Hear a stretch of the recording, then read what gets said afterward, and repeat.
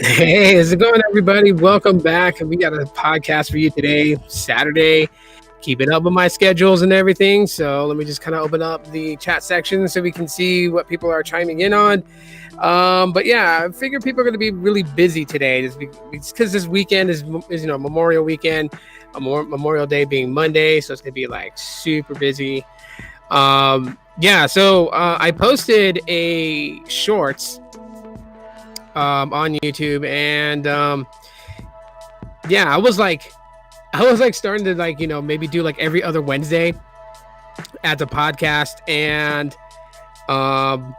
that plan just fell through as we went back to getting full 40 hours. So Monday through Friday is a full shift every day. So I won't be getting off early. Only on the weeks that we go into a class environment for additional rotational training is then where I get Wednesdays off. But I mean, I'm already like towards the end of my training in this new adventure of mine. It's nice and windy today, so you guys are gonna hear the wind blowing. Podcast only on Saturdays.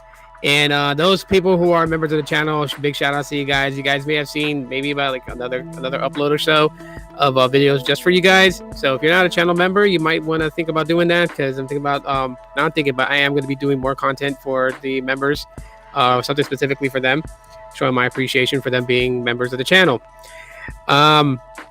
Okay, so as the title implies, we're going to be talking about the Pixel tablet, because I don't see much coverage of this while this is something that is coming.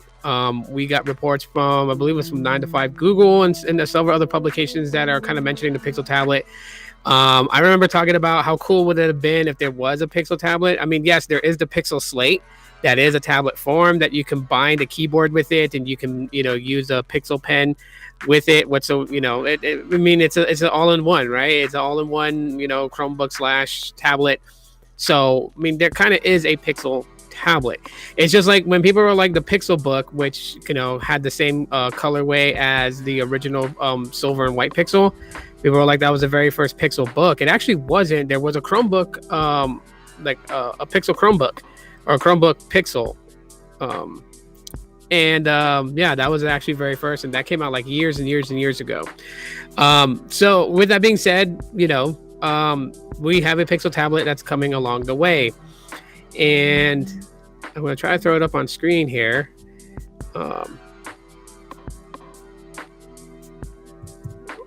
And let's see. We got Tech Radar that is reporting on it. So we're going to kind of go over this together. We'll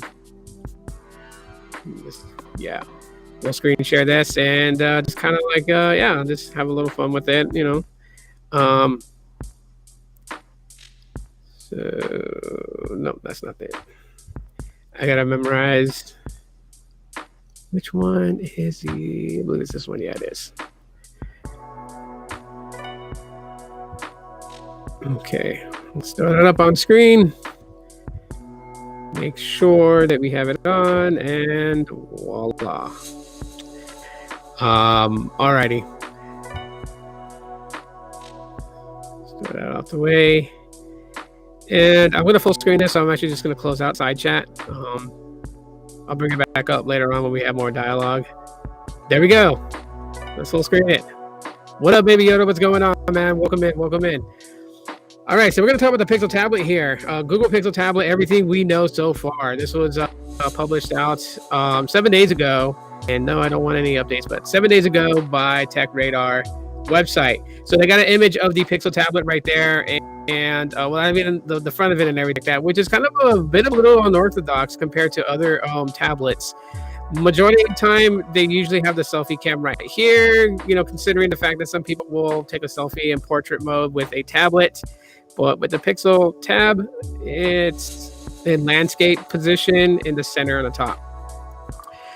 Big question that I do see people that do know about the Pixel tablet talking about is that why didn't they just go with a near bezel-less display and a selfie punch hole display for the selfie camera?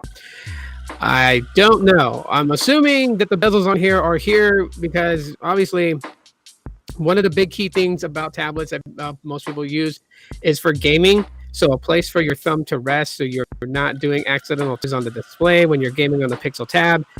May be the reason why that there's bezels. I know some people are not too happy about that. I obviously don't give a crap about bezels. They never bothered me. My focal point will always be on the display and what it's actually showing, not so much as to like the the bezels. I'm not looking at the edges all the time to know, like, to be caught up by it. But anyways, Google I/O 2022 was full of surprises because along with the expected announcements, the company also teased the likes of the Pixel 7 and even the Pixel tablet. So for those who were like, they didn't see it at Google I/O, they didn't talk too much about the Pixel tab, but it was shown. It was shown along with the Pixel 7 as well as the Pixel Watch. The Pixel Watch, the Pixel Tab, the Pixel 7, all those are looking towards the end of the year launch. So they teased them. They didn't go into depth on them. They went into depth with the Pixel 6a to, because that is the upcoming device that's going to be released here in another month and 28 days or so. Well, roughly around there. We'll just say another 2 months. And by that time, then it's like another 2.5, almost 3 months until the unveiling of the Pixel 7, depending on when Made by Google has their next event. If they're doing it in September or they're going to do it in October. So it could be 2 to 3 months after the Pixel 6a launch, along with the Pixel Buds Pro. So yeah, we can definitely, be expecting 3 devices and probably even like some really cool stuff going along with the what's it called, the Pixel Pass, which is the Pixel Pixel subscription from the Google Store. Now, can you imagine this year's Pixel Pass basically giving you a Pixel 7 or 7 Pro, along with all the features like the subscriptions like to Premium and all that, insurance, and even Google Fi subscription. You get Google Fi phone service, and then they throw in the Pixel Watch and the Pixel Tab as a gigantic bundle, and you're making like freaking $60 monthly payments to maybe something like that. That'd be kind of crazy. That would absolutely be crazy to see that. So, I got like a little video thing there. I'm not going to play it.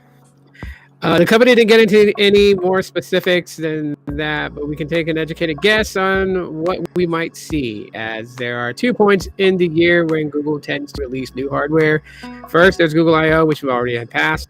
And then there's the Made by Google event, or for like the Pixels, they can call it the Pixel event, they can call it whatever they want to. I would say Made by Google, because obviously that's stuck around, and obviously Google, Made by Google has their own account on Twitter, on Instagram. So yeah, just seeing that, it is what it is. Yeah, so more than likely we're probably gonna see this thing more than likely talked about at the Made by Google event. I don't think it's going to launch exactly the same time as the Pixel 7. Maybe a month after. It could be November that it launches. Who knows? Only time will tell.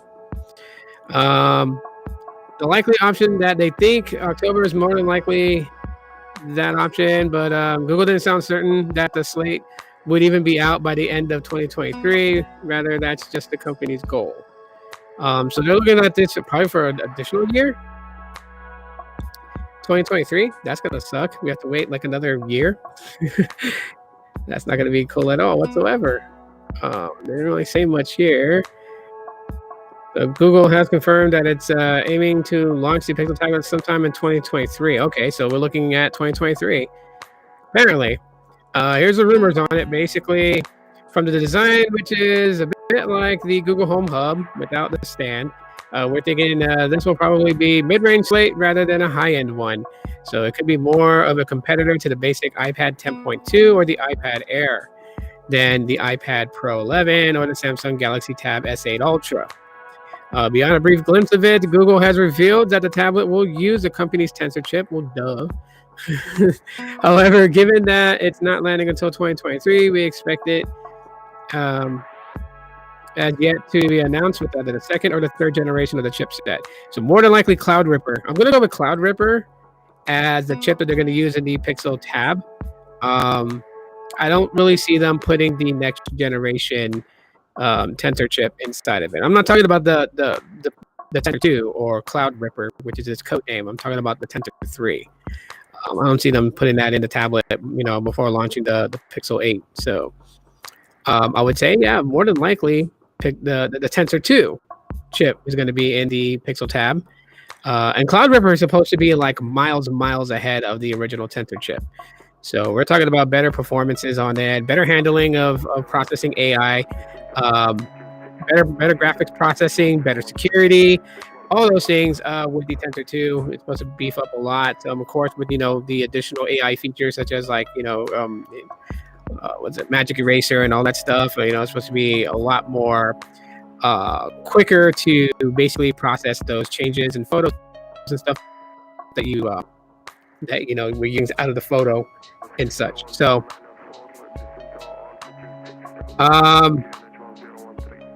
yeah. They also speculate that the Pixel tablet will run Android, specifically either Android 13 or 14. So, I mean, that would depend on the time of the year that the tablet releases, right? If it releases around Google I/O next year, 2023, then Android 13 is going to be it. If it releases, in the end of 2023, then more likely Android 14. So that's just given on the time of the release, right? Because it would absolutely make no sense for them to release a tablet that's running a generation behind the operating system when the next version is going to come out. But if they wanted to make sure that everything was smooth with the Pixel tablet, they could launch it with Android 13 and make sure that Android 14 is going to run smoothly on it before updating it to Android 14. And more than likely than anything else with the Pixel tablet, because it is a Pixel device, more than likely it's going to support the Android OS beta program, which means that you'll be able to update it to the beta software each year before the official new version of Android is released. Which is kind of weird now because we're not even going into those days like how we did before. I don't know if you guys remember, like we got like so many years of Jelly Bean before we finally hit like, Kit Kat and Lollipop and etc. So now we're just really just jumping it from like, Android 9 to 10, 10 to 11, 11 to 12, 12 to 13, right? I mean, 12 is probably the only one that's gotten an additional to it. And that was probably the reason why that they were actually like beta testing Android 12L and to make sure that, Android was going to be well optimized for bigger displays, was because they were working on a Pixel tablet. This is something that I guesstimated about a year ago.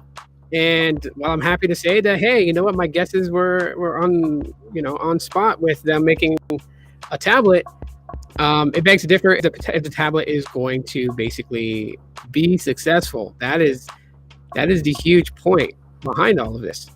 The absolute huge point behind all of it is that is it going to do well? We got to remember the Android tablet market took a nosedive, and basically Apple with their iPad pretty much got that like on lock, right? It's just like everyone's expectations of the Pixel Watch and how everyone's so quick to judge the Pixel Watch without even owning it just yet. You've never fiddled with the thing. Like, sure, you can take an educated guess, even if you're like well versed in engineering technology and understanding things. At the same time, too, we really don't know exactly what Google has up their sleeves, right? So, while a lot of people are going to take an educated guess and say that this tablet is not going to be the best, it's well seen already by publications that they don't even see this thing as being a powerhouse type thing. That was going to be more of a mid-range type, thing, and that's because Google's track record of what the things that they've done. However, it could be a game changer in a lot of things. Like, people have their perceptions of the Pixel 6, which I'm going to get into here in a little bit, and yeah, when I get into the topic of the Pixel 6, you'll understand where I'm going with this part. All I'm going to say is this, though. Like, literally, what's up, Gene? What's going on? Literally, the Pixel tablet is it is not a game changer. Those people that are going on different platforms are talking about it's a game changer. No, it's not, because Android tablets is not a new game changer. Vimeo says, how do you think that Google tablet stands up against some Samsung or cheaper iPads? I can't really say anything because I don't have it in hand. Like, I can hope for and believe, because I really dig Google Pixel products. I can hope and be it's going to be like the most immaculate thing ever. I could be wrong. So I'll give that straight out when and we hit that point when the tablet comes out and I buy one. What I'm hoping for it to be, I don't need it to be like super powerful. I need it to be very, very efficient. So like the only things that I really want out of the Pixel tablet for it to be able to do is run Google Stadia very, very well. That's really what I want out of it, because there's not really much for me to really have use of a tablet for. It is just an e-reader and a gaming system. Really, that's all it really is. I know that since it's going to be running Android, you can use emulators on it. You can pair different types of Bluetooth type controllers to it to turn it into a little gaming console for you. So that's really all that I want out of it. I mean, I have my Pixelbook Go, and that I only use really to like browse the internet, YouTube, and then freaking play games on it. Whether I'm playing emulators from like PSP emulators, if I'm playing games on those, or if I'm playing Google Stadia. Yes, it's windy tonight. Those are the only two things that I do with anything like that. I mean, there's work stuff too. Like I use my Pixelbook Go for work because we use Chromebooks at work anyways. So I use my Pixelbook Go at home if I'm working from home. Yeah, so I mean, I just want it to be smooth. That's it. Like I'm not needing it to be a powerhouse. I don't need it to be able to freaking triangulate the smallest speck of dust in space floating towards the moon and give me like accurate readings of exactly where that little dust fragment is at. I don't need it to be that powerful, but I do need it to be efficient, that it has a long-lasting battery. So when I take it with me to work, sometimes like on a lunch break, maybe I don't want to go outside because maybe it'll be like 115 to 120 degrees outside. Maybe I'll step out for like 5 minutes, vape for a little bit because I do vape, and then go back in the building, go up there and take my hour lunch at my desk and just sit there and play some Stadia games and just chill until I'm back on the clock, resuming what I'm doing for the day. That's really all that I want. I want the cameras to be good enough to where I can live stream on the go with it, have a very good, selfie cam for me to actually have like better quality video through it, even when I live stream to YouTube, because there's going to be there's got to be a couple of cases out there that's going to be great to like strap the tablet to my hand, so I'm not really holding this big chunk of display and stretching my fingers out, so I can hold it and live stream from it.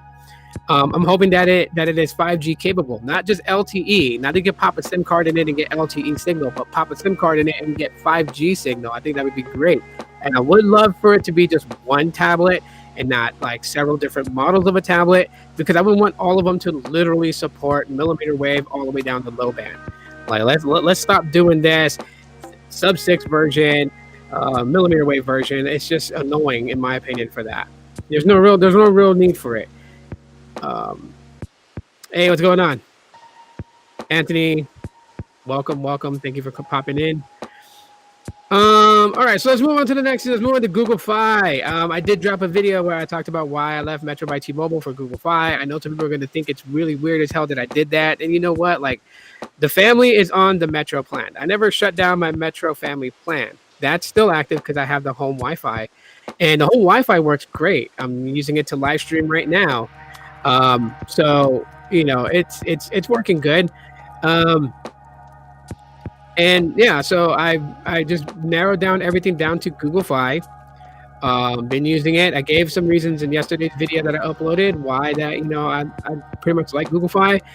I talked about the VPN and stuff like that. I talked about the international usage. I talked about the international free calling to 50 countries. I talked about just about everything about Google Fi and the fact that they lowered their plan rates a little bit. A lot of those things, the data only SIM card, those make those make a big difference and everything like that. It's got other features too. Obviously, if you have a family plan, you can easily set up the family link through the Google Fi app, so you don't have to download family link and sign up family link and install that on all the phones. Family link is linked to the Google Fi app, so once you turn on the family mode, you can, if you have kids, you can govern what they do, what they see, how much data they use from their smartphones. You do it all as the parent phone, so that's actually pretty cool too. I didn't mention that in yesterday's video, so I kind of wanted to get that out there. You gotta understand, Google Fi doesn't have their own network. They're a mobile virtual network operator, so they use T-Mobile's network and they use US Cellular. And the reason why I stress that is because I see so many video reviews of Google Fi, and T-Mobile's always mentioned for Google Fi, but they never really mentioned US Cellular, and they never mentioned that if neither one of those carrier signals are great in the area that you're at, you will automatically roam on AT&T and Verizon for free. So really, you have connections to all the major carriers with Google Fi. You just have a ironclad partnership with T-Mobile and US Cellular. And through them is the reason that you're able to roam on Verizon and AT&T. But it doesn't mean that you're going to be able to like roam on them for the entire time that you're on Google Fi. No. It's the same reason like how you can't really travel the world for 5 years straight without returning to the United States with your Google Fi service and not expect the international data side to be cut off. They will cut it off. You have to ping on the US cell site for a couple days out of the year for it to continuously work outside the country. Of course I did, Gene. I already talked about that like over a month ago. That's the reason why Google Fi's price plans changed and why they added more data. So that's why the Unlimited Plus now has a 50 gig cap instead of a 22 gig cap. And it's the reason why the Simply Unlimited plan moved from a 22 gig cap to a 35 gig cap. They were able, T-Mobile renegotiated deals with all their MVNOs, not just Google Fi, all their MVNOs that they had leased their network to. They renegotiated deals with every one of them. So Mint Mobile, Ting, all of them, they're all have been renegotiated with T-Mobile. So whatever the new terms are with the new plans they're getting, obviously that's based upon the renegotiations with T-Mobile. But Google Fi, a lot of the negativity I see a lot about Google Fi from people is their customer service or the phone that they're using. Like if they're bringing an unlocked phone to Google Fi and it breaks, they get mad, they blame Google Fi. If they order the phone from Google Fi and maybe it's one of like, the mid-range or budget ones like the Moto G Power or something like that, they will complain and blame Google Fi for it and talk about the network being so bad. And like the network had nothing to do with it. It was just, defective phone. Yeah, Google Fi customer service, yes, they're a little bit odd. I laughed at a video that I watched. I don't care if the person, gets offended by what I gotta say about it, but his video just made absolutely no sense about Google Fi and his complaints about it. Like he was mad that he signed up for Google Fi. They put his bill cycle from this day to this day. So when his first bill came, he got charged for his first month plus the 24-hour day that he used Google Fi service when it first started. He was mad that he had to pay for that. He was like, they're charging me up the butt. And it's like, dude, they gotta charge you, dude. That's how it goes. Are the Pixel Buds coming out the same date as the Pixel 7? No, they're coming earlier. They're coming with the Pixel 6a in July. Pixel Buds Pro come out in July with the Pixel 6a. Yeah, so this person just continually ran it on, and he was like talking about so much things. He was talking about customer service. He was like, "Oh, the call center was closed. You had to do everything through chat, because of the pandemic." He was like being sarcastic, like, "How does anyone catch a virus through a phone call or something like that?" And it was like, think realistically. A lot of call centers shut down, like in-office work during the pandemic. There's call centers that I know of, including the one that I work for, that people are just now coming back into office work. Majority of them are still at home remote work. And maybe they just didn't have enough people in capacity to man phones. It is what it is, But none of it had to do with the Fi service itself. There was not one complaint for his 40-minute rant. There was not one complaint. Not one. That had to do with the network itself. So I thought it was just weird. So I cleared that up. But anyways, later on, I will add the referral code in the description when I get it updated. If anyone wants to try out Google Fi, you use my referral code and you will get a $20 credit on your first bill. So that'll save you some. That'll knock, if you choose Unlimited Plus, that'll knock it from 65 down to 45. Speaking of 45, and not listed in the title, Visible now offering eSIM to Samsung Galaxy devices and Pixel. It's about time Visible started doing that. How annoying was it that you can activate Visible on eSIM with just iPhones only, It took them this long to be able to enable eSIM on Samsung Galaxy devices and on Google Pixel phones. I believe it's the Pixel 6, the Pixel 5, the 4a, 5G, the 4a, They never mentioned the 5A, so that was weird. But I'm assuming the 5A is going to be in that boat with them, as well as the Pixel 6 Pro, and more than likely the Pixel 6A when that drops in a few months. So, good on Visible for doing that, but Visible hasn't had the best track record. Like, I don't know exactly what happened to them, and I was rooting for that brand, even way before. They reached out to me to ask me to test their network and make some videos for them based, talking about Visible.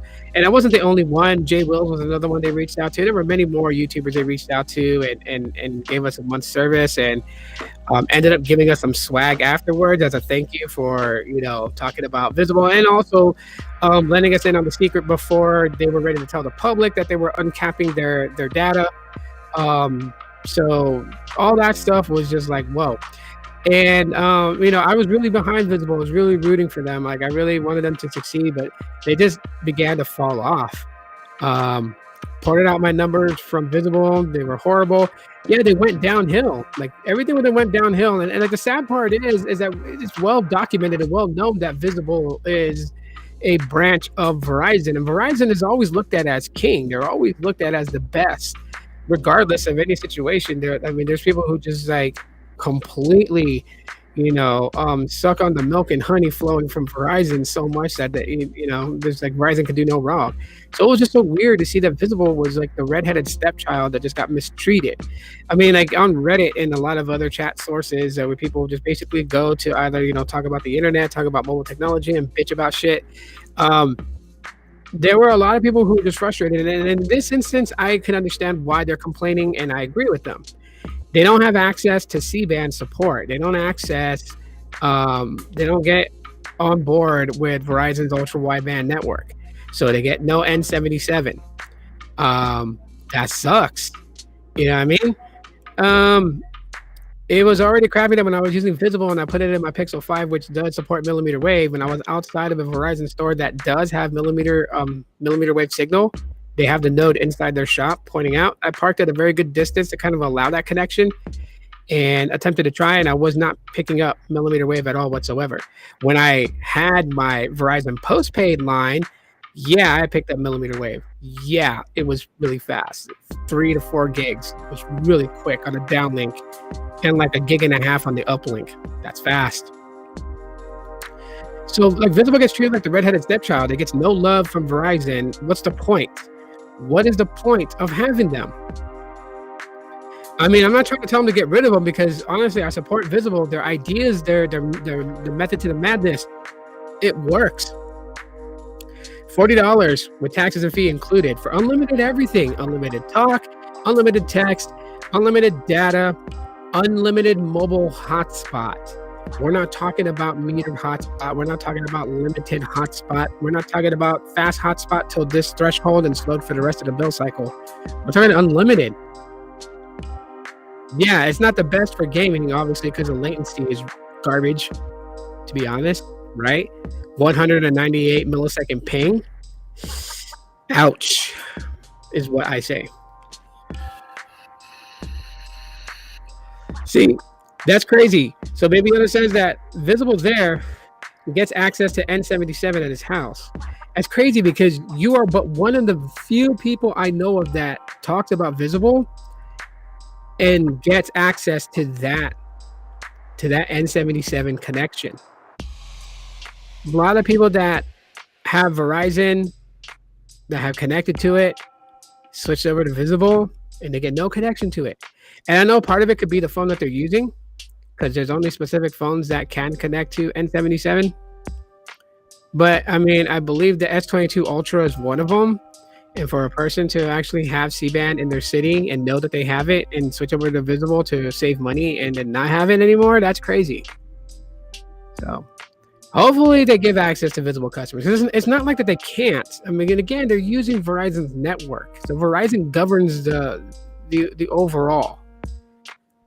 Visible is getting the Google Pixel 6a coming this summer. Every carrier is, Gene. I mentioned that so many times.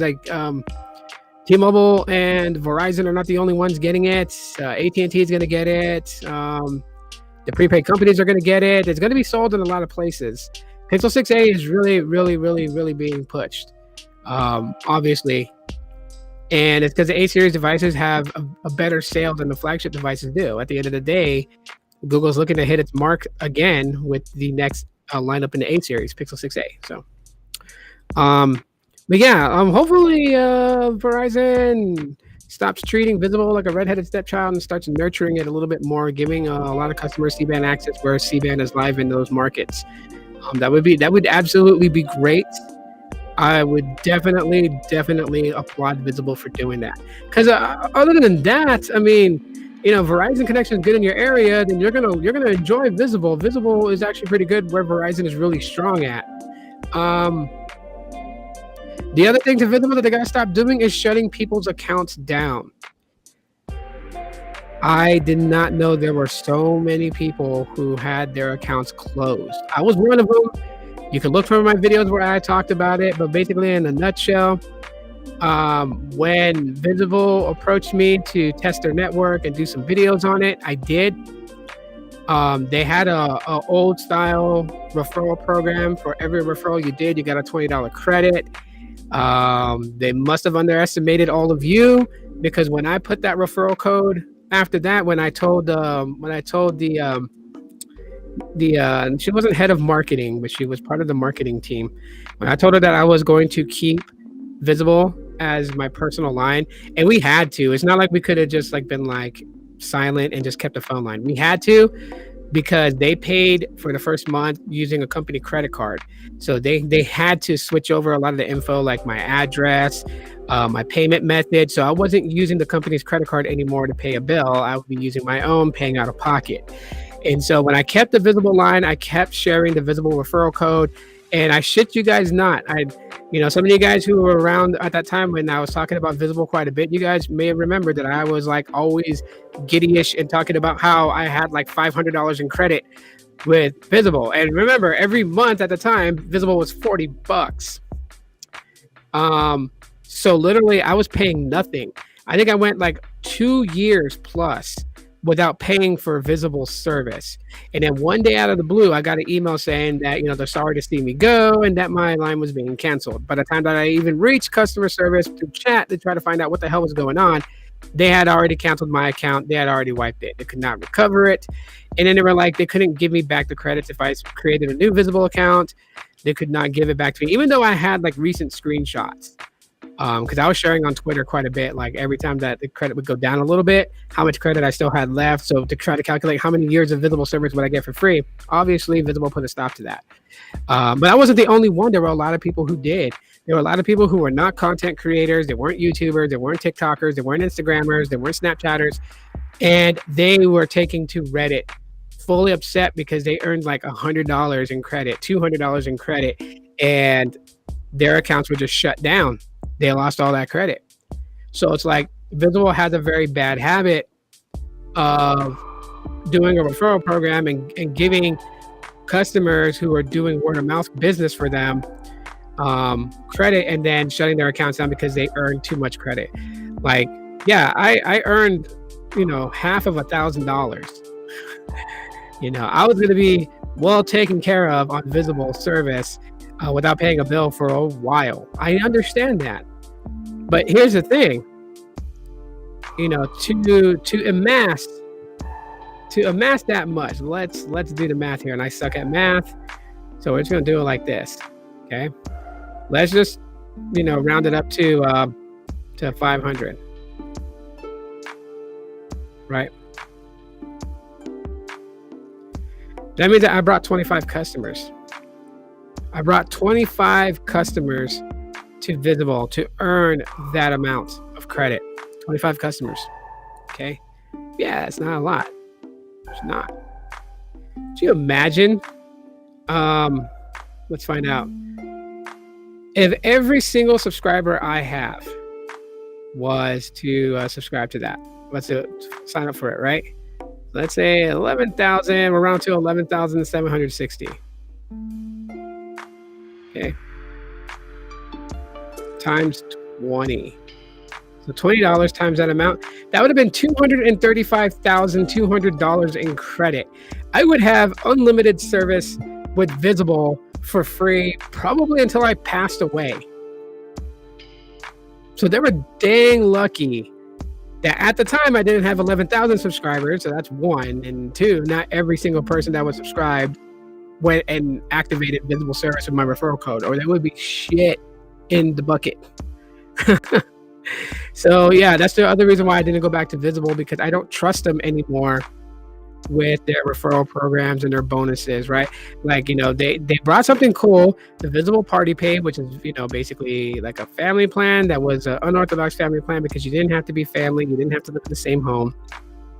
Y'all would link your accounts together to get a discounted credit, but you guys would pay your bills individually. Cool thing. They were supposed to bring some other cool features to Visible, but then just never went through. They still say coming soon. But I don't trust Visible anymore. I really don't trust them anymore because of that. And so yeah, Pixel 6. Well, the Pixel 6a is being talked about quite a bit, and the Pixel 7 is being touted for speculations and rumors around this time of the year. That's pretty much true about it. The Pixel 6 has ironed out a lot of its bugs. I don't know if anyone's really talked about that. It's ironed out a lot of its bugs. And here's my Pixel 6. I had this. You really can't see it because it's nighttime, but it's like kind of like a greenish case that goes again with the watch band that I have for my fitness tracker, and it's very similar to the color case I got for the Pixel 5a.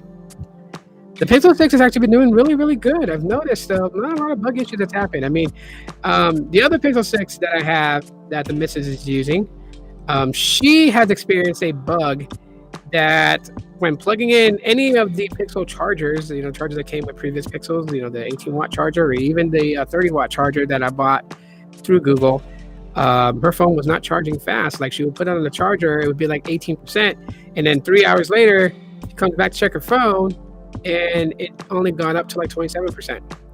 Charging very slow. Trying to, did some troubleshooting for her.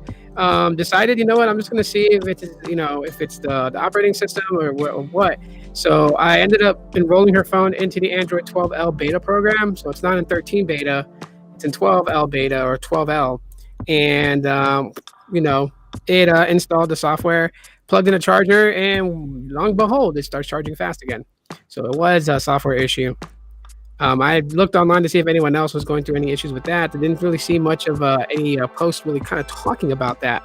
So, it was a crazy thing. It was just like, whoa, okay, yeah. But good to say that her phone was working. But my Pixel 6 has been pretty lucky.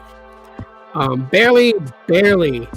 I don't think there's really any of the major bugs that people have reported that I've actually gone through. The only thing that's ever happened to me was I got it stuck on Android 12L beta.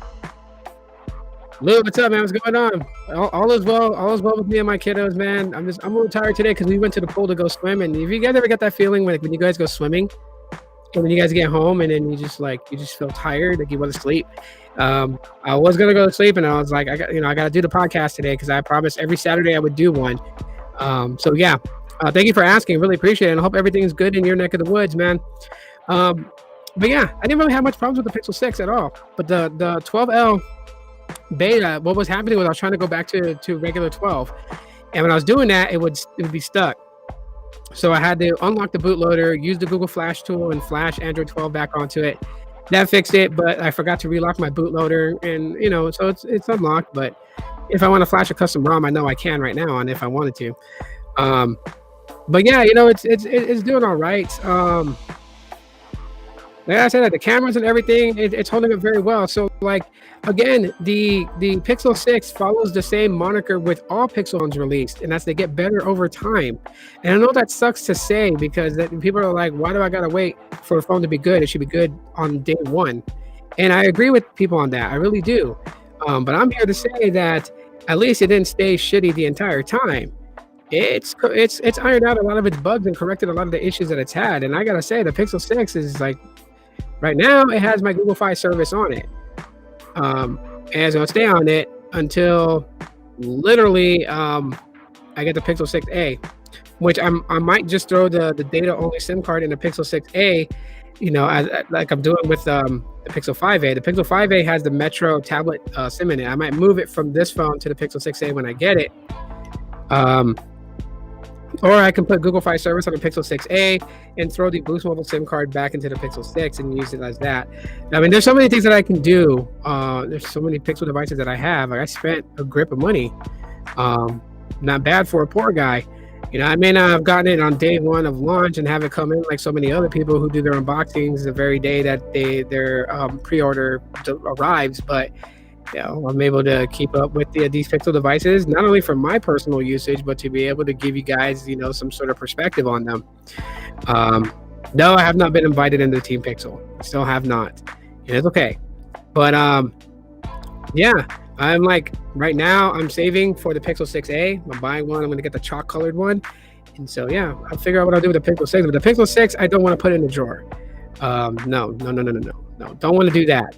Absolutely want to use it and continue to use it. And I think it's a very great phone. And I think the big advantage the Pixel 6 is going to have over the Pixel 6a is the camera sensor. The main camera sensor, the 50 megapixel camera sensor in the Pixel 6 is definitely going to outclass the 12.2 megapixel in the Pixel 6a. We have contenders to do it. This phone right here, the Pixel 5a, has the same camera sensor that's going to be in the Pixel 6a. It's just the Pixel 6a is obviously going to mirror the Pixel 6 design language. So the camera bar on the upper third, the two-tone colorway, and yeah. And I'm thinking that the body is plastic with a shiny coat of paint. I really don't think it's glass. I could be wrong. And if I'm wrong about the Pixel 6a, then I'm wrong. It's glass. Okay. You know what? I'm gonna feel nervous about that phone too. I'm nervous about any like all glass devices. I really am. Since I dropped the Pixel 5 and broke the screen, I have just been crazy scared of it. As a matter of fact, I'm waiting on actual fingerprint sensor compatible Pixel 6 screen protectors. So they come with a front screen protector and they come with a screen protector for the back camera bar to protect that. That should be coming in next week. I have one on my Pixel 5a, so this now has a screen protector on the front of it that came when I bought the case for it. So yeah, really just, you know, trying to keep them all superly protected. Definitely would tell people, you know, it's going to be Glastic, so like some sort of like fiberglass, kind of like that.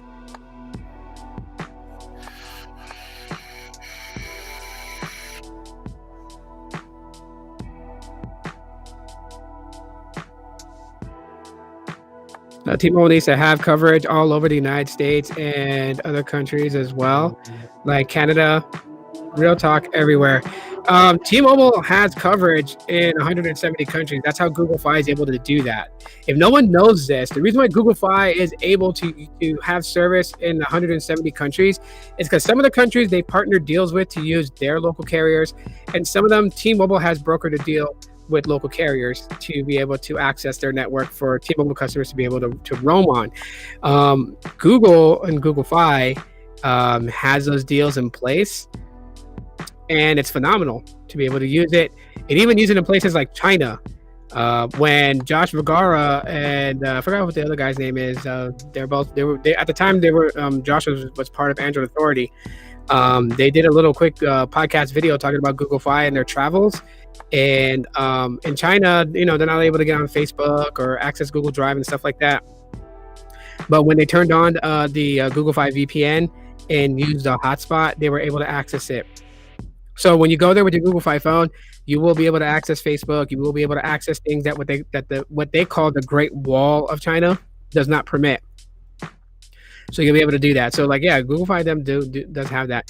But at the same time too, there's not one carrier here in the United States that has coverage everywhere. And I mean, what I mean by it and the way that I'm expressing it is like, say for instance, T-Mobile has about 500 megabits per second on the downlink here and about 60 to 80 on the uplink here where I live at. So I would say it's consistent across the entire country if everywhere I go is the exact same speeds. They need it set where they have their own footprint everywhere. Yeah, no, I know what you mean, Anthony. I agree with you on that too. Because there are deals that they have sharing towers with AT&T, sharing towers with Verizon. So I know what you mean by that. And yeah, you know, and eventually someday we'll get to that because it really is sad. Like, you know, I've seen articles where people talked about like, you know, we have the slowest internet compared to other countries, and they're not lying. Like in Thailand, my family over there, their LTE is about as fast as T-Mobile's ultra capacity network here. And I'm talking about 500 megabits per second on the downlink type speeds. That's their LTE there, I think. Yeah, I think so. This is what my cousin was telling me. But it's pretty quick. It's pretty quick. Their LTE is very reliable there. So imagine their 5G there. Even Verizon had 70% of coverage with the LTE network. I saw another carrier that does international cellular call. It's a Dish Wireless company called Gen Mobile. They let you call internationally. Yeah, they let you call internationally, or they let you use a service outside of the United States with no limitations. Google Fi doesn't have any limitations to how you use your phone and data. You would just be at the mercy of that area's network build out. So if you go to a place that has a pretty obsolete network build out, then that can't be helped by Google Fi. They got you access to use your cellular and data as much as you want there, but they cannot control the build out of a network in a country. So they give you 1 gigabit of data, unlimited talk and text for $15 a month. And 1 gig can be burned through pretty quickly. For me personally, having no limitations at all is probably the best option, which is why I named Google Fi the best mobile service provider for those who are travelers. And the cool thing about Fi is that you don't have to make it your main daily driver. You can be on Verizon here in the US, and Verizon's your main carrier. You can go traveling for like 3 months. You can sign up for Google Fi service, activate your phone, and use it in other countries. When you come back, you don't have to keep the Google Fi service. You can pause it. There literally is a button there that says pause service. You can pause it, and then you're not going to get billed going forward. You'll just pay the next month, the next bill coming in for your current usage. And then after that, it's paused. I mean, you'll be charged taxes because, of course, taxes and fees are not included in Google Fi pricing. So maybe like, $6-7. That's about it.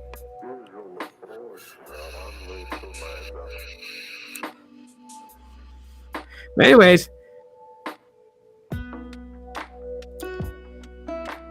I really feel like that the Pixel 6 took a step in the right direction. I know the launch was botched so badly, but the idea of redesigning the phone to be a standout phone, focusing on AI to bring us more beneficial, intelligent features, really kind of just beefing up the camera, not only for photography, but now for videos, allowing video taking to be very similar to HDR mode with photos, taking like 100 frames in a second per second of the video being shot. Like, that's insane. The hold for me, the call screening, and then Google Fi has a spam blocking too. You turn that on, and then like no spam calls. I shit you not, I haven't gotten a single spam call. There has not been a weird number with a local area code that's calling about some freaking warranty expiring. I have got none on Google Fi. When you turn on block spam calls, it blocks it. Cricket and AT&T and Verizon Wireless need their own footprint in Canada and other countries as well. Verizon to have coverage everywhere as well. Don't you guys got companies like Rogers in Canada? I think Rogers is one of them. But yeah, no, I know what you mean. Anyways, folks, thanks for joining me with this quick little podcast. I'm about to jam out now. Got lots of things to do before bed. I want to thank everyone that came in and hung out with me, everyone in the chat. Thank you guys for chatting it up. And if you guys missed the first part of the live stream, you guys can watch the replay. We'll be back again next Saturday with another podcast. If you guys want to see the members only videos, well, then you know what you got to do. Just become a member. Cheapest one is 99 cents, $1 a month, and that gets you access. So there are different tiers, but all tiers get access to video and members only live streams. I don't keep that for the upper tiers. So yeah, become a member, man. I would really appreciate it. Until next time, y'all be cool and be safe. Remember, it's not bullshit. You guys are like family to me. I love you guys very much. So please be safe out there this weekend, celebrating Memorial Day. Designated drivers, if you're going to drink, please do so. Don't be stupid and get in a car. I will be so mad at you if you drive drunk. Please don't do it. Be safe out there. We want you to have fun. We want you to celebrate it up, but we want to see you guys on Monday. I want to see you guys on the next podcast next Saturday. Okay? Be safe out there. I'll talk to you on the next. Oh, lastly, yes, I did make a Instagram specifically for Aloha Android. My other one, it's so polluted with my personal photos and then tech photos. It just looked really ridiculous. So I made another Instagram account solely specifically to tech, and all tech is going to be uploaded on that. So if you guys haven't followed that Instagram, it's just instagram.com/Aloha Android. Well, Aloha_Android. You guys can follow that Instagram account. And yeah, I'll be going live on there too every now and then. So you guys don't want to miss those. All right, guys, have a good night. I love you guys very much. I'll talk to y'all later. As always, aloha.